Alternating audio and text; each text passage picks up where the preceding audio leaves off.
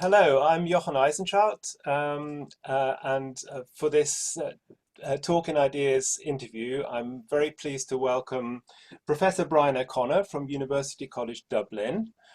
Um, and we're going to talk about his book, Idleness, which I've very much enjoyed reading.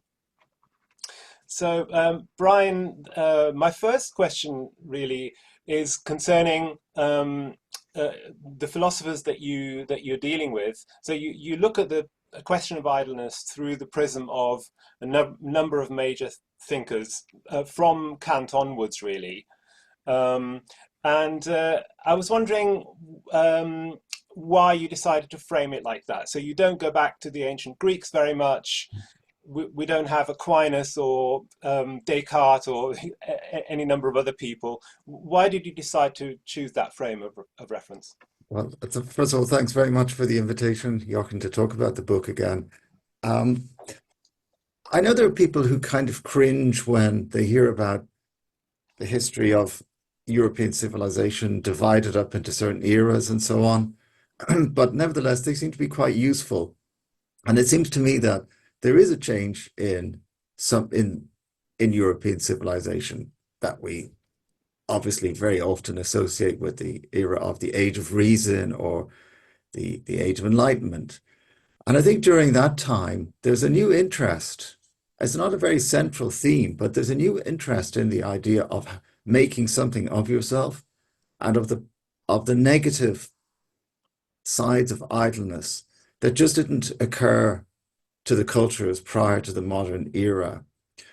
And I came across this by accident because I am interested in the great German philosophers, and I occasionally notice marginal references in their work to what is bad about idleness, but I never really thought of it as a particularly important idea for them, just something that was said in passing among the millions of other words that they would play with. But then it began to occur to me that actually they were articulating a new thing, a new worry in the age of reason and in the age of making something of yourself in a way that was no longer beholden to old views about, avoiding idleness because of the risks of moral degeneracy. So my hunch, and it seemed to be borne out by the text that I landed upon, was that there was something new in the way people began to talk about idleness in that era, say from the end of the 18th century upwards, and even till the present times. Hmm, that's really interesting. So the first chapter um, talks about our worthiness for freedom. And you mentioned something that you call the worthiness myth. You're talking about Sartre and Kierkegaard here before you get into Kant, but Mm. it's in the same chapter. So could you say a little bit about what you mean by the worthiness myth? Yeah, I mean, it's certainly a polemical phrase on my part, but I was just trying to foreground the idea that human beings are simply human beings, and how we value them, of course, is very much a kind of a cultural practice. And one of the ways in which they got to be valued as worthy, if you like, was when people began to think about making themselves in ways that enable them to rise above the basic givenness of existence. So the reason I call it a myth is because it has this kind of guiding value in certain cultural contexts where you really have only made the most of yourself. You become worthy of yourself if you've made some proper endeavor to rise above just the basic animality that you start with, and indeed could end up with if you didn't try hard enough. And you even see it in less technical contexts. I mean, I saw the title of a book of a billionaire a while ago in a bookshop, and it was his autobiography talk about a life worth living, and he was clearly pleased with himself that he hadn't just rested on whatever inherited millions he had. He had made himself into a billionaire and achieved something that deserve the name worth and worthiness. mm, So I think there is something there, that there's something more valuable about the person who's gone to great efforts to rise mm. above a simple state of existence with which they started. It reminds me a little bit about the struggles on the way to universal suffrage, when in the French Revolution, even the English Revolution, you know, they were thinking and trying to broaden out, who could vote. And very often they stopped, well, usually they stopped short of actually giving the vote to even all men, and had some kind of property threshold, which is Mhm. not necessarily, because that wouldn't necessarily be property that you've achieved through effort, Mhm. but still, there's that idea of some people being more worthy, or more valued, and appropriate to be allowed to vote than Yeah, others. yeah, I think that's right. And what that illustrates is just how potent the word worth or worthiness is that if you can manage to convince somebody that there are certain kinds of characteristics or properties, be they natural or accidental, that count for more than others, then Mm, that automatically confers a certain status. And you've really achieved, your objectives if people believe that those worthy qualities are right and natural, and not mm, just the preference of a given place or the needs of a given time. So, yeah, it was obvious in the cases that you're pointing to why there would be such fussiness about who was worthy, because it meant a dilution of power for those who mm, enjoyed it previously. mm. Mm. Sure. Shall we get into Kant then? Yes. Because you spend a fair amount of time on him. His view of idleness seems to be connected with the idea of a rational approach to life and a rational aim.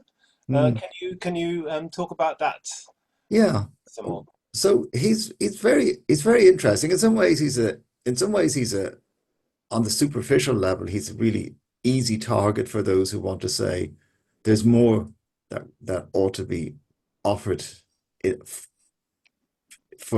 the name of the case for idleness, because we obviously associate Kant with a certain kind of rigorousness, with self-denial and so forth. But Kant is always a little bit more complex than he seems, because he knows, I sense that he has as realistic a picture of human beings as any of us. And he's not always the easy parody of the completely, the completely wizened old man who had no capacity for human empathy or the emotions. So he recognizes the appeal of idleness. He understands that this is an urge within us. But on the other hand, there are lots of urges within us that we don't want to endorse, some more, plainly immoral ones that nobody says, deserve a kind of a second hearing. And idleness kind of falls into that space too. So the question is why really? And that's when the question looks a bit more interesting than uh, just Kant dismissing another non-moral way of life. His picture of morality is well known as this idea of the categorical imperative, in which we act under laws that effectively overcome our desires and so on, our pathological side, as he sometimes calls it. And that does a couple of things. First of all, it enables us to act morally. But the second thing really is it allows us to constitute ourselves as moral agents. And for him, that is the highest worth of the human being, to constitute ourselves as moral agents.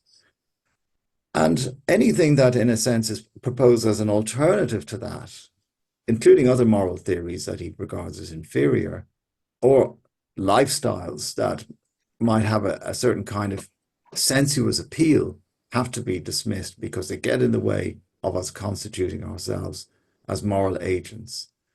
He doesn't think this is just a fantasy, a philosophical fantasy constructed abstractly. He thinks that this is actually the truth of human beings, but he doesn't deny that it's a real struggle for us because he always acknowledges we have these strong urges to idle or to our passions or desires, but that we, in the end, because nothing is more important to us, if we really think about it, than our moral identities, we're going to succeed in overcoming those desires and so on. Mm. So one of those desires would be idleness then, Yeah. which he dismisses on those grounds that that would get in the way of us becoming moral agents. Yes, exactly. And one of the things that's very striking about that, and I think it's one of the probably one of the few incidents in the history of philosophy where idleness is mentioned, where maybe many people pause for a moment, is because he refers to the South Sea Islanders. I'm not sure which particular group of people he means, but he's aware, like many Europeans, of a completely different way of living in that far-flung, exotic place. And he recognizes that it is possible for human beings to live under the, if you want, the natural law of idleness and to do little or nothing. It's completely compatible with the reproduction of human beings and of societies that they live that way. So in some ways, it doesn't seem to be open to moral condemnation, but Kant really changes the framework when he says that's all well and good. It is not necessarily self-destructive behavior, but it gets in the way of living under the requirements of making ourselves into moral agents. It is a life of distraction and of pleasure, and in the end of self-neglect. Self-neglect. And for me, that's where I think all the questions happen is when you say, as anyone says, that idleness is a form of self-neglect, then we really find ourselves in very interesting territory because then we want to know, well, what is this self and what's so wrong with neglecting it, and where do the imperatives to do much better than neglect come from? Yeah, And is it even neglect? Um, indeed, yeah. exactly. I think it might be worth saying that, you know, when philosophers of that time talk about, you know, savages and, you know, far-flung peoples, it's really like their fantasy of that, isn't it? They're Yeah, not basing it on, you know, ethnographic studies of what those people's cultures and lives are actually like. I don't. I think you're quite right. I mean, unfortunately, there are some documents of Europeans going to parts of Africa that Europeans have rarely have ever visited, and their perceptions are totally Eurocentric and Mm, racist. So, and clearly that's going to influence the talk back in Europe. And then I think there were a lot of travel books written with very, I suppose, just sensational and titillating uh, effects in mind. You know, to put in front of Europeans the most outlandishly exotic worlds, just to really sort of excite them, mm, and probably based on next to no proper engagement with the people concerned. mm, Mm. mm. You say at one point in this chapter that, and you're referring to Kant's point of view, that he thinks that we are made in such a way that our only true satisfaction is gained from advancing our circumstances through effort. Mm. That's the only way to be happy, in a way. So um, I take it you don't agree with this, or do you agree with this? Can you Well, well, answer to it? as as all the politicians say, I'm glad you asked me that question. I I do I understand why the question arises as to whether I agree or disagree with that, because clearly I'm criticizing Kant for saying that. Mm, I think my interest is more in trying to understand why he says that than whether I disagree with it, and why the arguments that are made on behalf of positions like that never seem to work. Um, and when arguments are persistently made that don't work, you're then tempted to look at the motivations behind them. I mean, it would be outrageous to say, well, Kant is just lacks good reasoning powers or something. I was clearly that would In be what way do you think they don't work? well. I think that they don't work in the sense that they turn out to be, in some ways, inconsistent with the broader intellectual project that they have.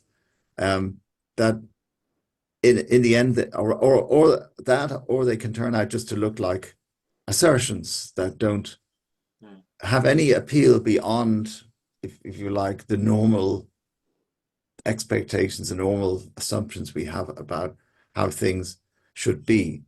So it might be the case that, and there are many people, including very many fine philosophers, who find Kant quite convincing.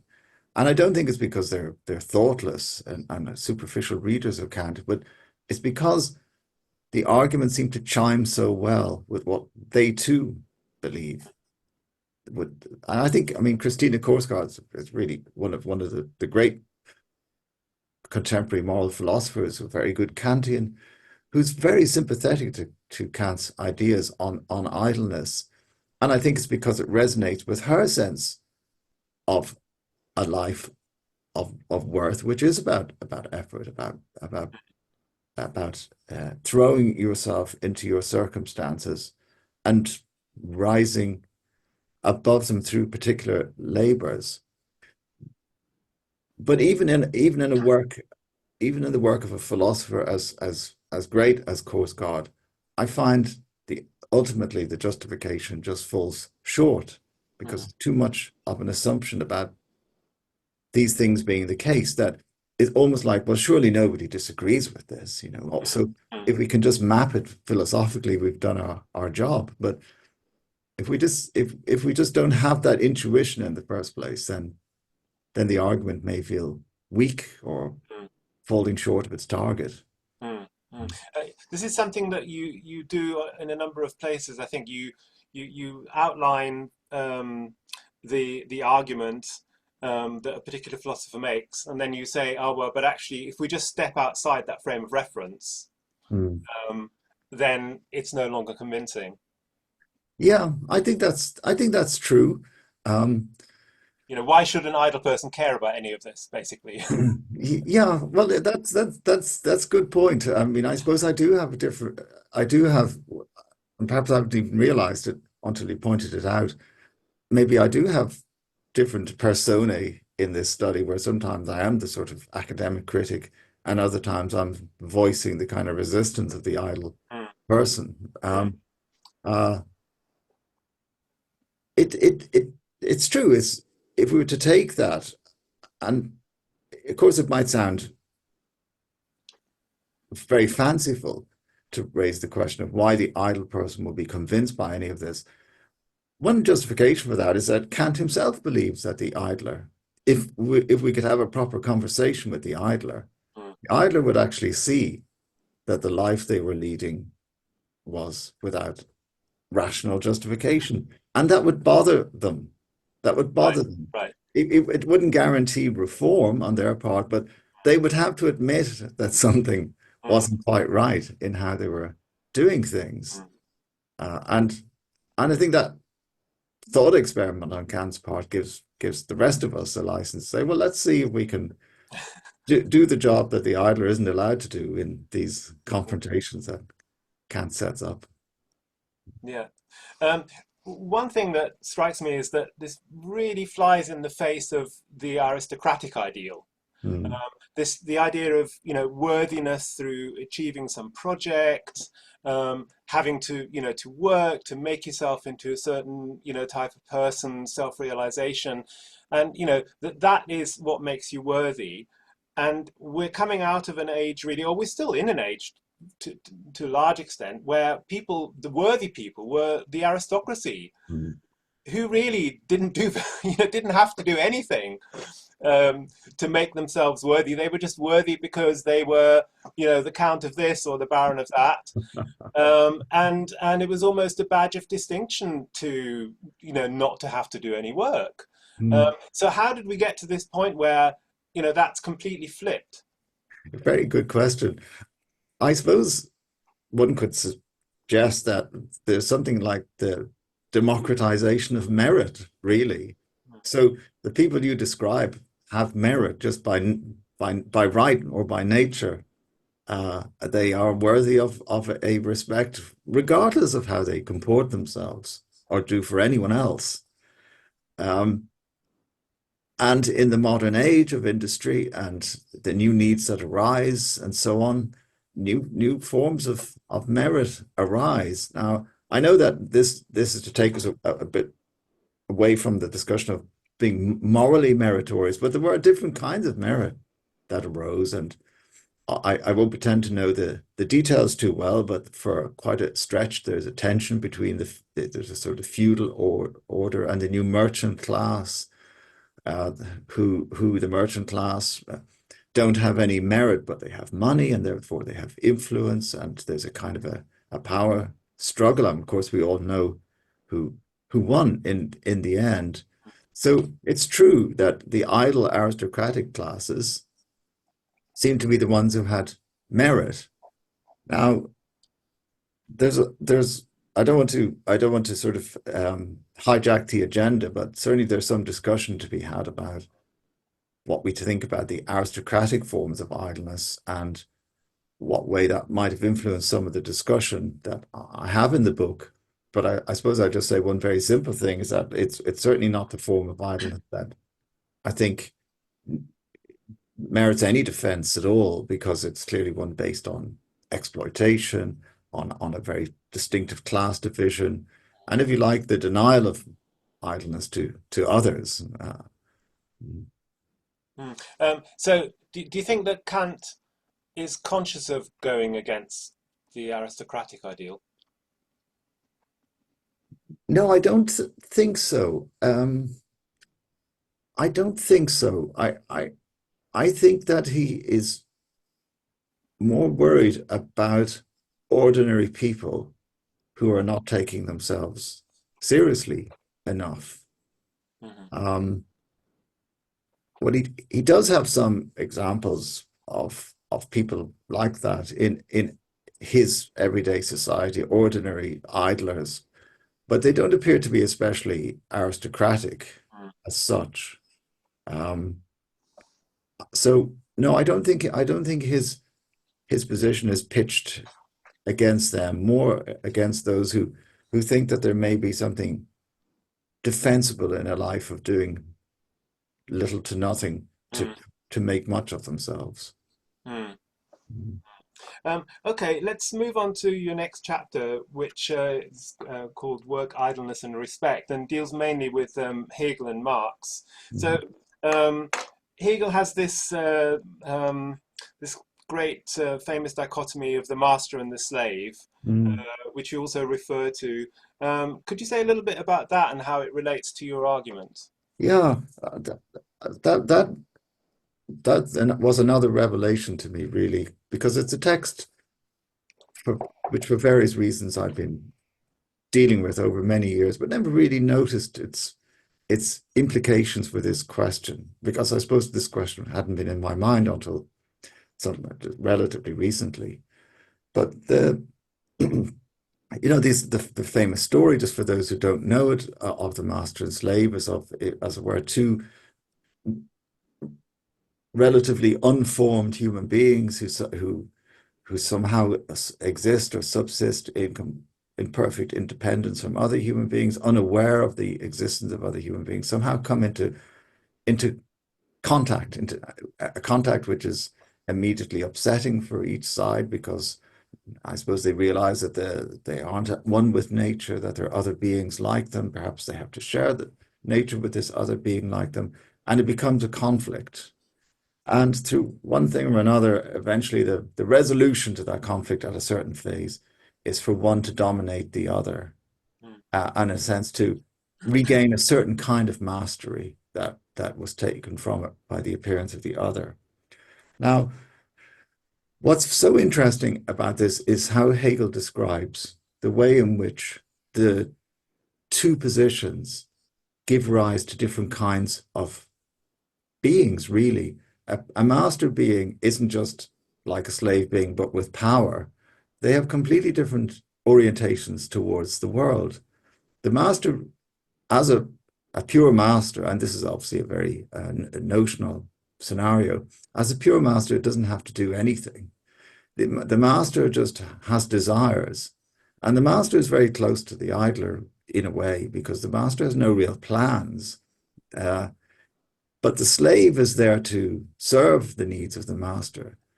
But in order to serve the needs of the master, the slave needs to develop skills and discipline. The slave needs to become good at doing things, be it, cooking or making objects of use. And in that sense, the slave becomes a person, Mm. Hegel says, because that individual, even if acting under duress, has to plan his or her life. They have to make the day in a certain way in order to achieve what needs to be achieved to meet the needs of the master. So they acquire discipline. That's a word that Hegel uses. They acquire discipline. Meanwhile, the master just remains at the level of desires. Now, it's very interesting that a lot of the slave looks in a way less agreeable to us, in that the slave, being a slave just can't be good by definition. But the characteristics of the slave look very similar to that of the disciplined modern worker as such. And Hegel, in another text, which he wrote, about 14 years after the master slave text, speaks a lot about education and what education is there to do. And he talks about education as giving us discipline, of forming us as beings, and furthermore to be useful, if you like, for unforeseeable circumstances, to be ready to adapt and to work. I mean, it's maybe in a very stark way what maybe many educationalists think in the modern age, but it's surprisingly close to what this slave had undergone: the acquisition of skills, of discipline, and of the forestalling of desire, which the master doesn't have to do. Mm. So is the idea that um, in modern society we are our own master and our own slave, and that kind of that relationship, that internal relationship, has to be kind of managed the right Yeah, way? I mean, So we're whipping ourselves. yeah, yeah, exactly, exactly. We don't. I mean, I'm not sure, and I say this in the literal sense. I'm really not sure if that's Hegel's view, but it does seem to be something like Mm, that, because his story is always a kind of an evolutionary one, or a dialectical one, as he of course would call it, where there's a deepening of a phenomenon through these experiences. So yes, there does seem to be some sense in which the discipline acquired by the slave is carried forward in human history, but mm, somehow the freedom of the master is carried forward. But it looks like a very volatile or potentially misleading account of what we are, because as you put it, if we're whipping ourselves, mm. and there's some trace of the master in that, because at least it's us doing the whipping. It's still us receiving the Yes. whipping. And so that I think is a complexity in the Hegelian story about where that ends, as to whether we really do achieve uh, that self-mastery. And then what about the idleness bit? That just falls out of the story altogether. The idleness that the master enjoyed Mm, falls out completely. It's not found in any synthesis or dialectical unity of master and slave. It's gone. mm, mm. There's one part that struck me in particular, where uh, talking of Diogenes, Hegel thinks that people either willingly acquiesce with this work norm, or they resist in a way that confirms how deeply they have internalized this norm. So there's no escape in a way that he doesn't even allow somebody who might decide to live in a barrel and actually not take part in any constructive work. Yeah. Uh, the kind of even the sense of that they are resisting it in some kind of meaningful way. It reminds me of Baudrillard. Baudrillard says something similar about sort of alternative lifestyles and sort of yeah, ways of trying to be nonconformist. And again, he doesn't allow that has any purchase really. He just says, well, that's just it's just taking its cue from the dominant model Mm. and reflecting it in some kind of negative way, but it's still determined by that dominant model. Yeah, that makes a lot of sense, and I suppose people had that kind of worry, and maybe Baudrillard has this in mind as well, the sort of hippie culture that I think so. Yeah. it clearly took no. It's interesting that it didn't really take root, and that must be because, in a sense, it didn't come from an independent reality. It was just a negation of the reality. I think though that's what makes Hegel so powerful as a voice is that he appreciates just how deep socialization goes, Mm, such that, and I think he uses it too strongly in his criticisms of idleness, but he can poo-poo the idea of idleness because he thinks as well it's just a kind of a notional fantasy that is just perhaps a momentary sense of resistance or rejection of the expectations of life, but has no meaningful kind of place in our souls or our characters. mm, And, yeah, he's very harsh on Diogenes. Maybe Diogenes disgusts a lot of people with a sort of performative mm, resistance. I think Diogenes was trying to teach people something, and wasn't just showing off. But Hegel thinks it was just mm, performative and doomed to fail. mm, Mm. mm.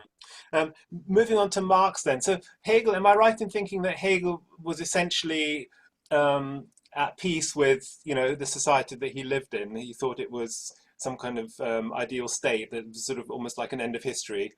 Yeah, I think he thought that the fundamental structures that you would need for a rational society Mm, were more or less evolved. That didn't mean that there wouldn't be a lot of real working out on the mm, political sphere to bring about, an effective version of that society.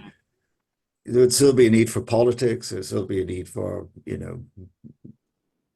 social management and whatnot. But there was a fundamental sense of that we had arrived mm, with the right model. mm. So Um, with Marx then, with somebody who's a lot more critical of the current conditions, Mm. and famously he talks about alienated work. So um, he's not happy with the way that most people have to work, particularly the industrial working class. Mm. Um, but he doesn't set an idea of not working or idleness against that. He sets some kind of idealized form of labor Yeah, against that, doesn't he? that's right. And in that sense, he's also quite a traditional thinker. I'm not precisely sure when people began to think that, in fact, the only problem with work is that we don't have good work. But I think some people associate that thought with the thinkers of the Scottish Enlightenment, people like Ferguson and Smith and so on, who recognized that there was miserable toil and that it wasn't a good thing. They weren't heartless economists who didn't care as long as money was being generated. Um, and in many ways, although clearly diverging dramatically from Smith and and so on in many ways, um, Marx thought that too, that there is a form of work. It has particular properties, which, as you put it in your question, is the way to oppose alienated labor. The lesson from alienated labor is not let's give up work; it's let's reform it. Mm. Mm. So You say the idler can hardly be alone in wondering whether it is wise to surrender the lesser goods of rest and happiness among others in the name of exertions of work that a speculative notion of higher sociability demands of us. Again, you're sort of stepping out outside the frame Yeah. of what Marx thinks is worthwhile. So I think in both Hegel and Marx, there's this kind of emphasis on being a useful member of a society, isn't there? Some kind of ideal society. In the case of Hegel, more or less existing. In the case of Marx, something that we have to like strive for through various processes. But that what's really important is to contribute to that society, to make stuff that other people want to have, and to be part of this exchange process, but in a meaningful, humane way. Hmm. So looking at that, is idleness then the refusal of the social? Is it like a lonely project? It is. That's very well put. So, and it makes it easy to give a crisp answer. It's it's a rejection of the social in a very specific sense of what social is. And Mm, the expectation in Marx is obviously, as you say, that there is a contribution to to the social whole that goes about through, to the development of certain kinds of skills. Now, I didn't see anything particularly problematical in that in Marx.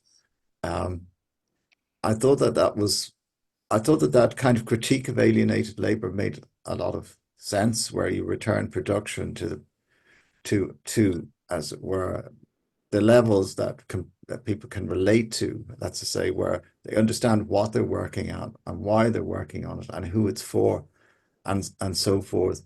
The worry about Marx I had was a little bit different, really, was when he had this dispute with an English economist about how we were to think about uh, reward for labor. And he had tremendous concerns that if the model was incorrectly constructed, you'd set up the moral hazard in which people would actually either want to work too much or to work too little. mm, And although it was quite a complex discussion, I think what emerged for me at the end of that was that Marx couldn't really detach himself from the idea that people really were measuring their sense of what is to be done in terms of worthy work. And what I was doing in that statement you read out there was to try to contrast that with the idea of other forms in which people might contribute to sociology, and feel those to be the ways in which they would use their spare time. He uses pejorative words for those who might find some cunning ways, as it were, of buying themselves out of labor. To use it to loafing around. Now I know that's the English translation of the word for lazing around and so on, but it's meant in a kind of in a pejorative sense. So I think it was Adorno who spoke about Marx informally at some point, and I suppose I was influenced by that remark, which I read a long time ago, that his worry was that Marx would turn the whole world into a workhouse. Um, and it is interesting that if we think about somebody who understands the problems of overproduction, of capitalism, of of the self-valuation that goes with productivity, that it could end as negatively as that. mm. Okay, let's go on to the third chapter, which is about boredom, the dangers of boredom with not enough to do. Initially, you talk about Schopenhauer. I think he has this idea that we have this will that drives us forward, Mm, and he kind of denies the possibility of idle pleasure because he doesn't really accept that we can be happy doing nothing, mm. simply because that we have this kind of engine driving us. Is that Yeah, that's exactly right. And I mean, it's a formidable picture of human beings that he's responsible for, as you describe it. It is this restless will, Mm, um, and this restless will that's a torment. We try to deal with it through all kinds of self-deceiving ideas, such as once I get to the end of this project, then I can rest, then I can idle. But mm, no sooner is the project completed than a sense of dissatisfaction and restlessness sets in. These are the features of boredom in his view. mm, And mm, so we find ourselves compelled to do something new. mm, So the worst of all states is when you have no distinctive desire, because at least when you have a desire, it's you attaching the energy of your will to something that you want and you can pursue. mm, But if you are without a desire, uh, the will doesn't stop this relentless call upon you, and that's why boredom is such a strongly experienced and negative emotion. It works on us. It's an interesting way of thinking about it because I suppose when you think about boredom ordinarily, certainly when I thought about boredom before coming across Schopenhauer's description of it, you think of it as something almost like a lack or something that's gone missing.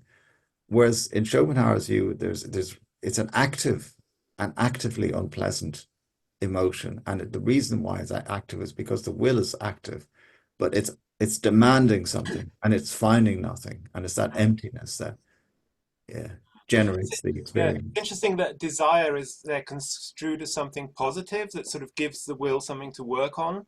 Yeah, Whereas in a lot of other systems of thought, desire is seen as problematic and highly negative.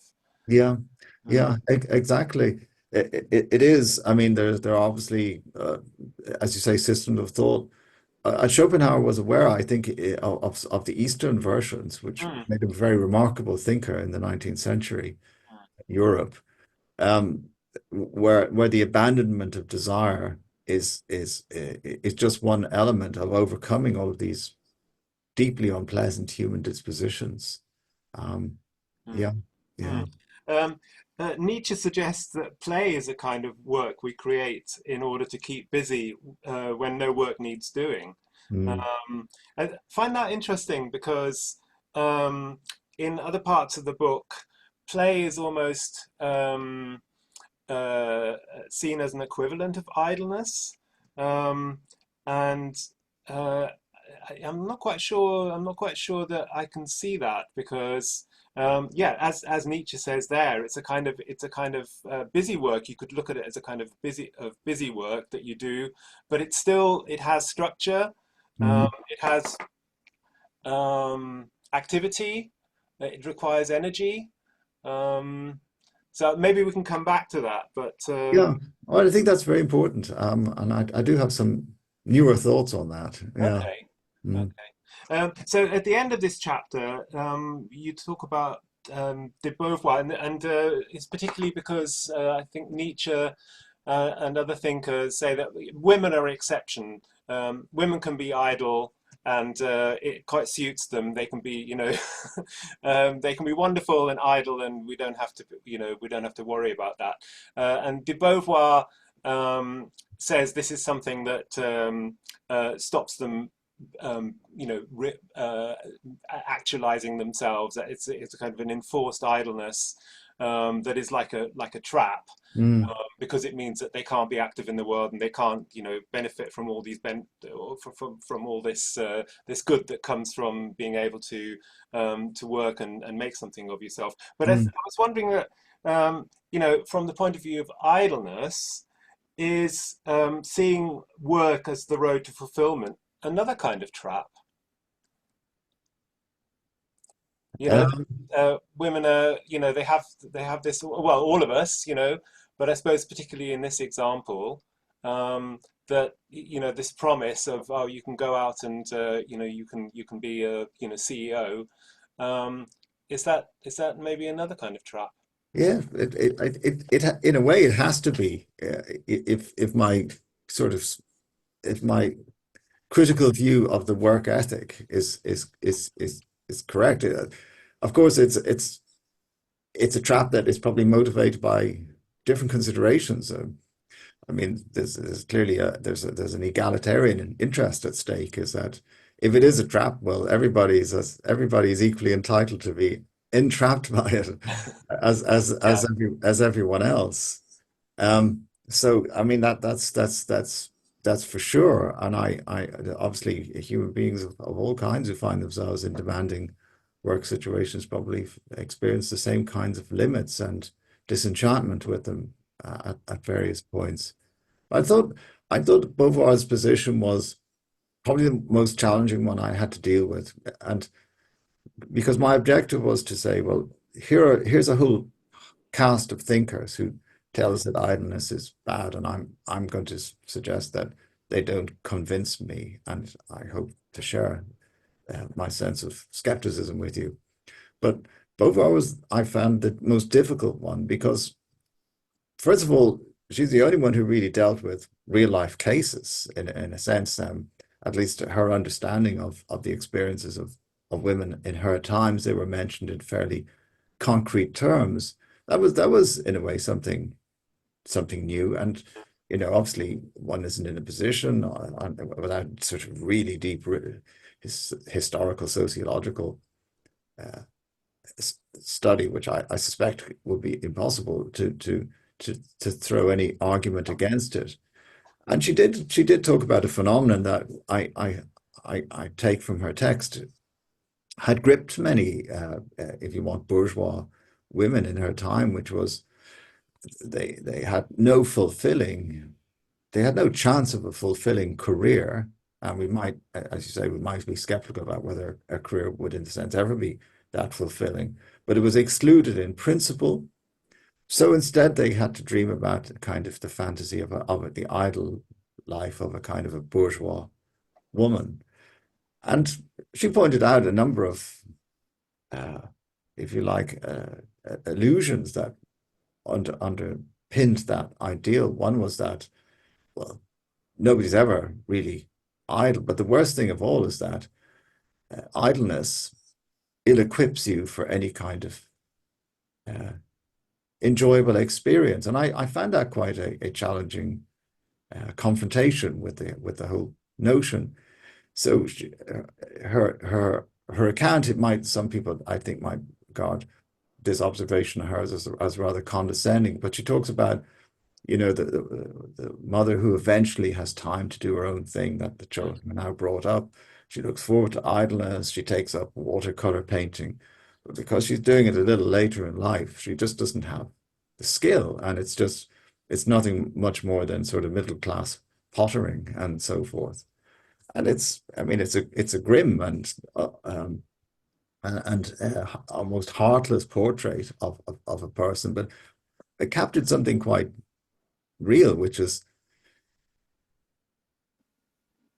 a person without skills who wants to have a sort of a meaningful engagement with something is, in a sense, left with the worst deficit of all. They would be better off if they had never had the desire to want to do those things for which they now find themselves ill-equipped. So better to be idle. Yeah, in a sense, better to be almost like that fantasy version of the idle person that we saw, or I mentioned in Kierkegaard, where somebody just had some innate, some almost elevated capacity for idleness, to really not care, to not want to be good at anything, but just to sort of enjoy the flow of experience. Mm. Of course, that's not reality, and that's why Beauvoir was so, to my mind, such a powerful voice in this debate, because her her sense of where idleness finds its limits were rooted in what she observed in the sort of middle classes of her time. Mm. Mm. So in the next chapter, you talk about Marcuse, and I found this really interesting because he genuinely tries to critique the idea that we all need to work all the time. Um, he not only finds that the idea of work alienating, but also, possibly unnecessary. Mhm. So, he's making quite a determined attempt there to get away from the sort of this idea that you find in the other thinkers that, this is absolutely necessary Yes. for all of us. Um, so he talks about surplus repression. Um, could you talk about that a little bit? Yeah. So he he believed that he could find in Freud's theory the basis of a kind of social criticism. There's a lot of discussion about whether Freud himself was interested in social criticism and whether all of his talk about repression and the reality principle was a kind of an implicit critique of society, but it certainly wasn't an explicit one. So what Marcuse does is he takes the famous Freudian principles that we need to adjust, we need the reality principle means that we need to adjust because we can't satisfy all our desires immediately. We forestall our desires and we sort of prepare our lives in such a way to meet those desires in some efficient and effective way. And the thought seems to be that's basic. There's no survival in creatures that can't do that in some way or another, especially human beings. And then his innovation is to bring in a second type of repression, not just the repression required to adjust to basic reality, but the kind of repression required to succeed in capitalist society. And this is the surplus repression. And this is all done in the name of allowing us to perform. So in the basic setting, we have the reality principle, but in the capitalist setting, we have the additional performance principle, Mm, where we need always to be on the top of our game, always. mm, And so this requires extra or surplus repression in order to make this happen. mm. Mm. So he goes on from this to talk about kind of play as a kind of an ideal state, free following of desire as a form of resisting this repression and reclaiming a truly human existence. And uh, I think that is really interesting, this idealization of play. And I think, in the book, these three concepts, idleness, freedom, and play, are kind of in a constant interplay. Mm, Um, but as I said before, I do find the sort of the equivalence of idleness and play a little bit problematic, because as soon as we look at some concrete examples of play, say like football or chess or music, even we say we play music and it's a leisure activity for many people. We can see that. They may be free of like purpose, so they're not something that we need to survive.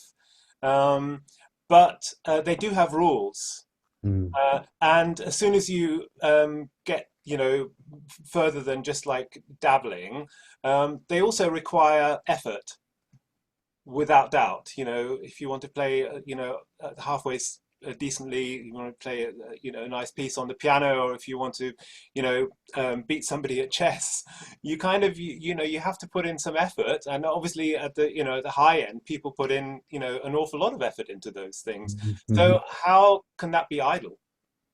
Yeah. So I think that's I think that's a very good challenge. I think in many ways the question arises just because of the specifics of how Marcuse introduces his idea of play. He draws upon the earlier work of Schiller, but sort of updates it. And he has images, really extraordinary images for a 20th century philosopher of play as something that he mythologizes in the form of Orpheus, of of of almost purposeless pleasure, of purposeless art, and so forth. And when framed in those ways, it looks like it's not the product of sort of arduous training or, sort of rigorous practicing of your scales or endless efforts to learn the rules of chess and the famous strategies and so forth, but just something that seems to become almost something that's almost emerges as a natural capacity once we're released from all of these layers of repressive forces, be they the basic reality principle or the performance principle. So it doesn't look like idleness, but it's the way he articulates it. In a way, you might even say the way he sells play, and he just I think he overstates its closeness to a real form of freedom.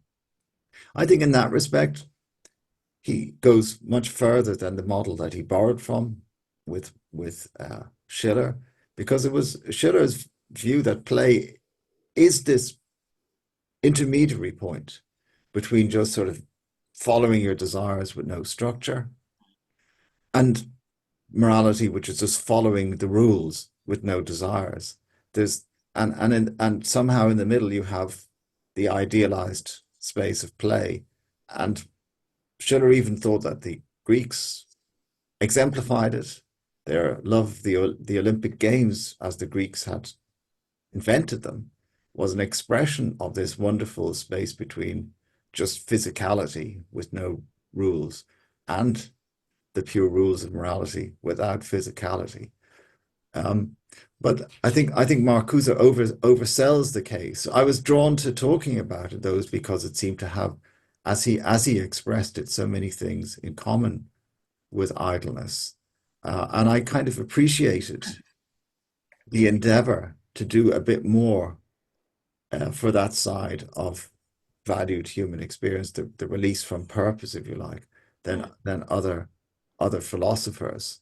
Um, it would require a dramatic transformation of the human psyche, really, if Marcuse's world were to be brought about, because it's unimaginable, I suppose, to think about us lifted from all repression and to find ourselves in a state of idleness. But I agree with you, play would be something else. There's no play in the sense that you describe it without those acquired abilities, without a certain repressive moment, as anyone who remembers strict piano teachers can testify. Yeah, Have a lot to answer for. they do. Um, in this connection, like art, beauty comes up several times in your book, and I think this is another example, isn't it, of something that's seen as not, being strictly tied to a purpose, Mm,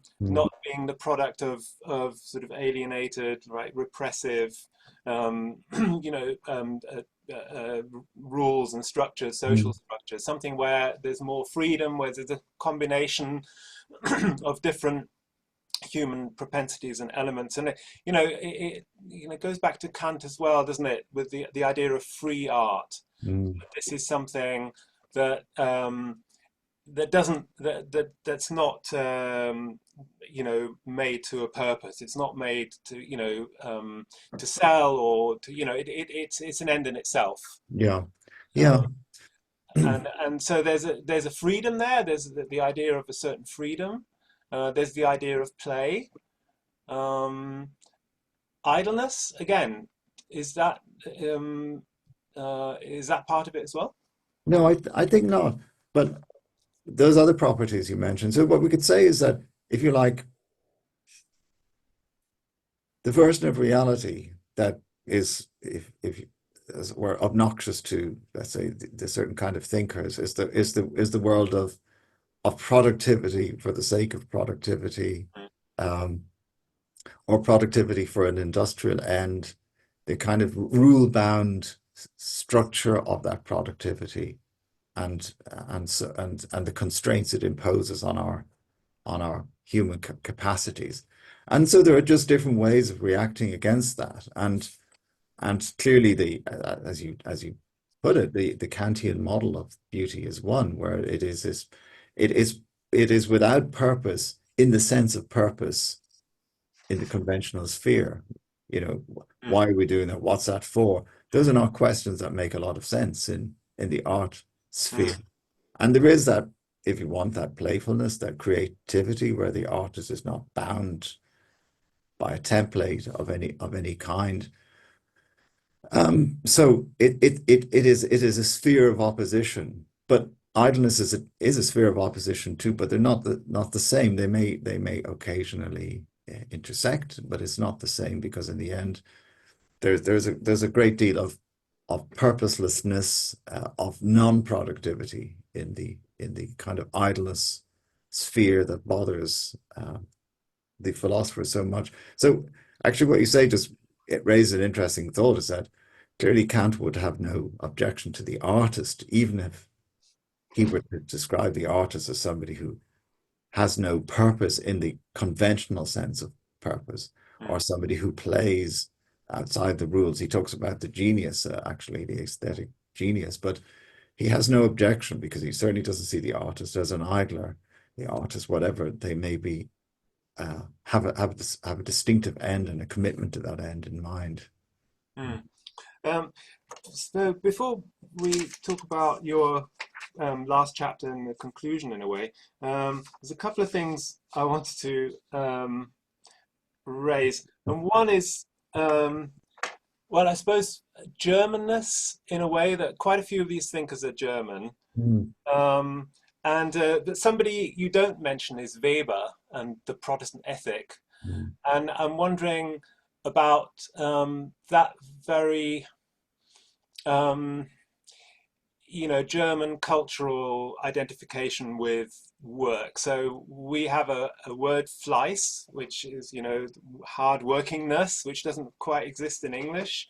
And I do, as a German by birth, I recognize this thing where in German culture, work is seen as this virtue, maybe the highest virtue. Um, Mm. and Weber obviously kind of connects that to Protestantism and the capitalist model of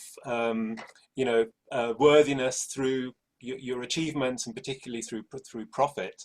Um, uh, do you see like a particular cultural sphere here where this is very pertinent? Yeah, that's a very difficult question. Let me think about the best way to get into that. There are other people who, in recent times, have also been talking about the problem of work and the work ethic, other philosophers. And their models are much more often the American space.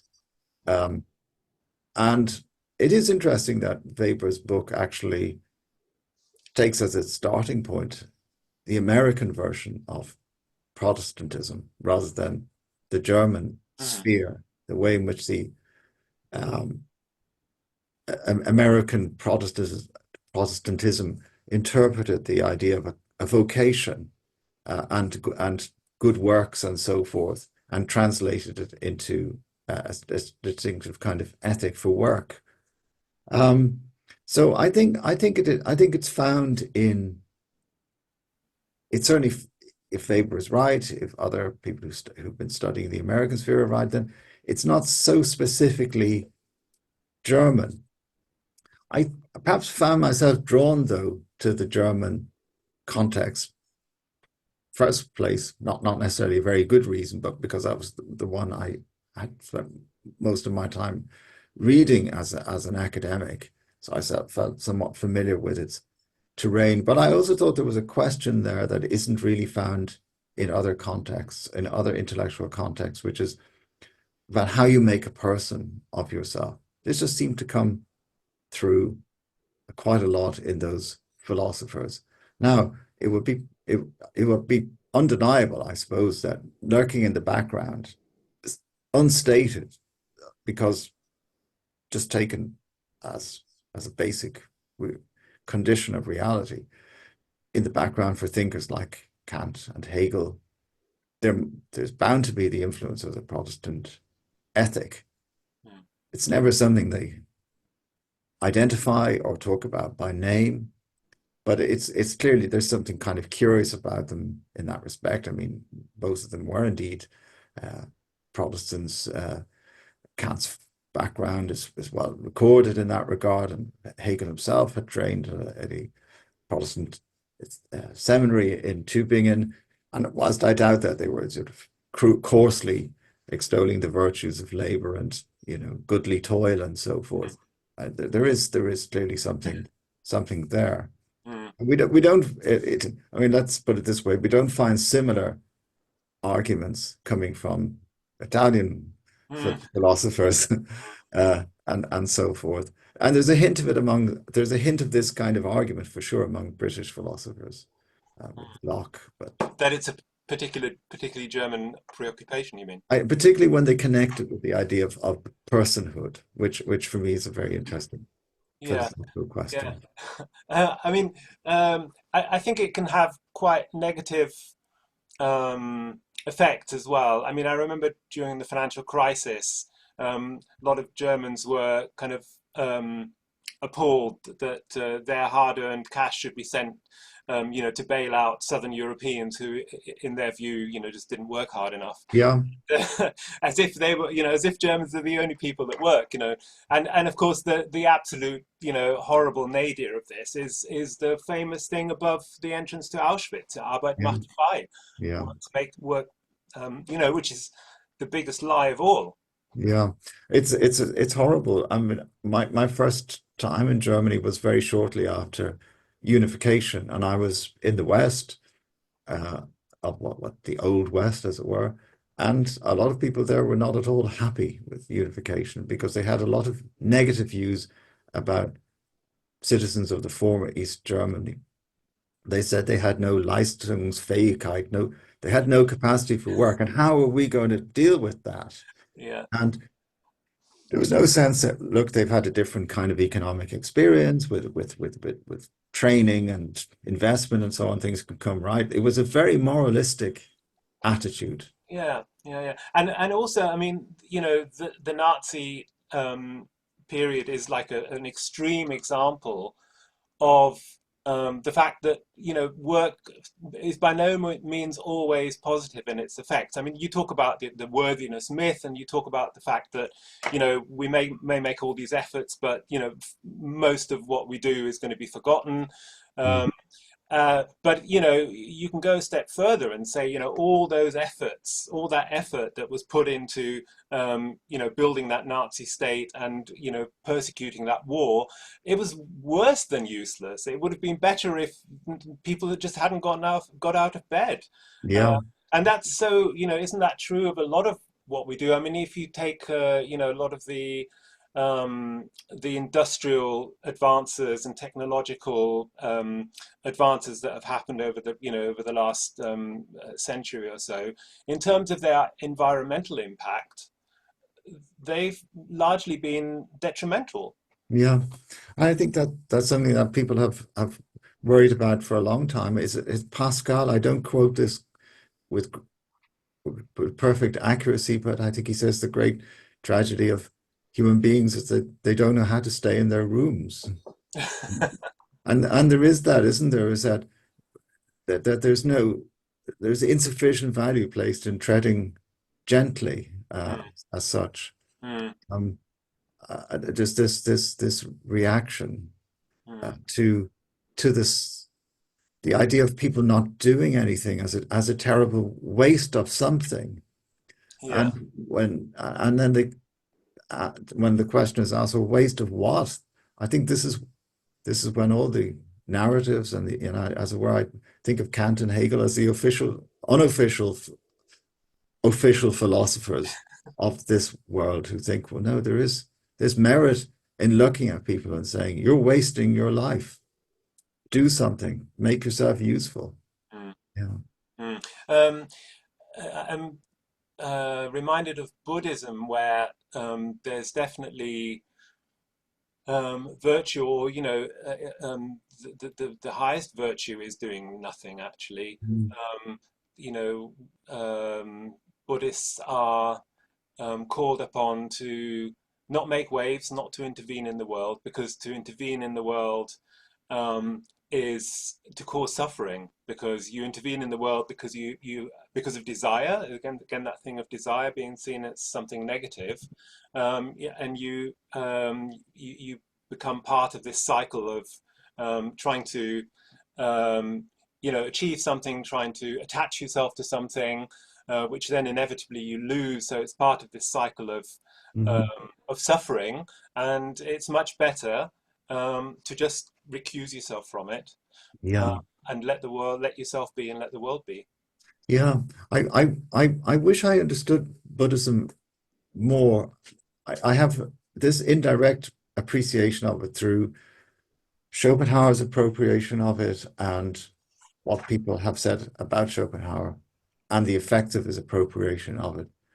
But in a way, it can seem to say that life is a mistake, but it, there are ways of mitigating this mistake.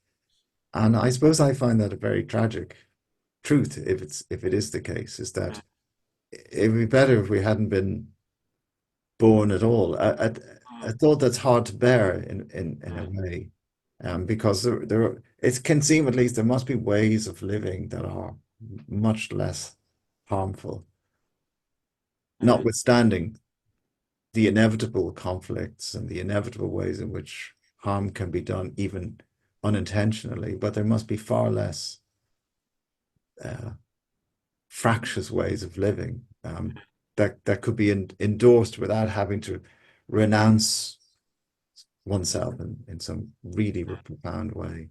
Mm. Mm. Um, okay, so we've talked about play, we've talked about idleness in relation to play, but the third sort of concept that you come back to a lot is this idea of freedom, and that's focused in on in your last chapter, idleness as freedom. Um, uh, yeah, so the traditional model portrays human freedom as a triumph in which disinclination towards reason, principles, plans of life, usefulness, and so forth are overcome. Um, Idle freedom, by contrast, identifies with those tendencies. So there's, some of the thinkers that you've talked about try and convince us that freedom is actually found by working, by yielding to social pressures, by being a useful part in Mm. society. Um, I think I agree with you. I think it's quite difficult um, to believe that. It seems to be a bit of a contradiction. Mm. Um, and yes, you're taking a different view. Yeah, and in a way, that is quite a sort of a provocative part of the book where I sort of take the treasured assumptions of some of the contemporary arguments for freedom and ask whether they really have the right to claim full possession of the very thing they call freedom.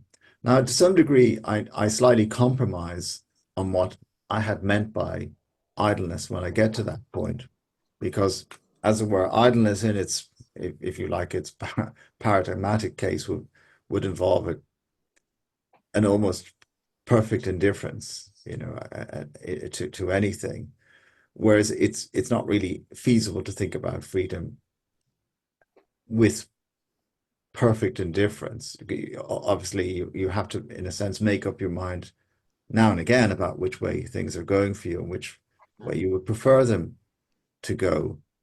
Um, but I think there's something about the case for idleness, which, as a form of freedom, makes it much more personal than the forms of freedom that philosophers often recommend, which involve sort of, fighting with your desires, unless you're an extremely remarkable person whose desires come in the right moral shape in the first place. There's a sense of being at home with yourself, which some people would regard as a quite a nice criterion of whether you feel at ease, and therefore somehow free in a situation. And others will say that the problem with idleness is that it's completely unethical. Well, it's certainly not ethical in the sense of following an ethical code as such, but it at the same time corresponds to somebody who has a sense of what's valuable to them. That there are things that they just do not wish to do. and that they know what they like, and would prefer to live that way. And it's not the conventional way of thinking about an ethical life, but it's not at the same time the completely shapeless, animalistic, hollowed out kind of non-person uh, behavior that the enemies of idleness would say it is. Mm. Um, you seem to be saying that it's a way of accepting yourself rather than feeling that you have to work in order to make yourself into some particular shape, either for your own reasons or in order to um, fit into society in a certain way. You just it gives you the possibility of accepting yourself as you are. Yeah, and ever since Rousseau, I'm sure he's not the first, but he's certainly the person who foregrounded it better than anyone else in his time. Dependence on the opinion of others is certainly can't be uh, a life of freedom. Um, and even if we talk about it in less uh, less, let's say, toxic terms than dependence on the opinion of others, and talks about recognition, there's still a sense of a dependency.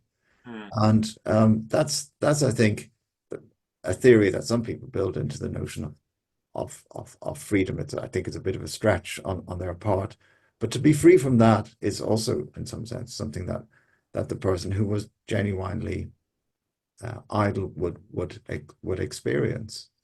mm, mm.